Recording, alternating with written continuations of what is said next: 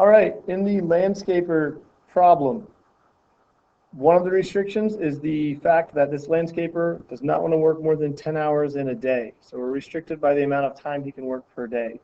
Now the problem gives us 30 minutes per lawn and 90 minutes per small landscape job, but that doesn't really give us the amounts in hours. So we have two options. We can translate our minutes to hours, our hours to minutes.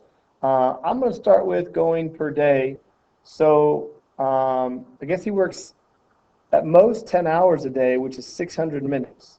So our 30 per lawn, right, so 30x plus our 90 per landscape has to be less than or equal to 600. Okay, so there's that. We might zoom out a little bit so we can kind of see, right? So Desmos is a pretty nice handy calculator.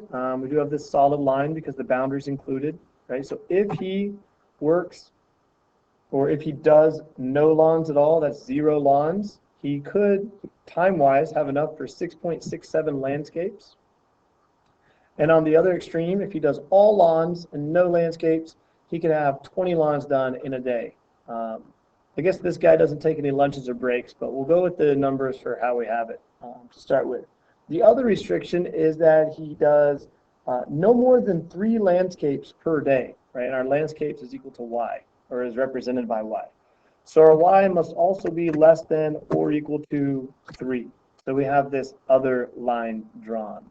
Okay, so really what we're looking at is a boundary or a region bounded by 0, 3, right? So he actually can't do 6.67. He doesn't have the amount of time based on the information that we're given in the problem, or the resources maybe we should say. He could have this combination of 11 lawns mowed and 3 landscapes per day, or, right, kind of coming down here, we still do have this situation where he could do all 20, right? Because it says he can do at most 3 landscapes per day. It doesn't say you have to do any. So these are the 3 situations that we want to be looking at in terms of which one's going to give him his maximum income.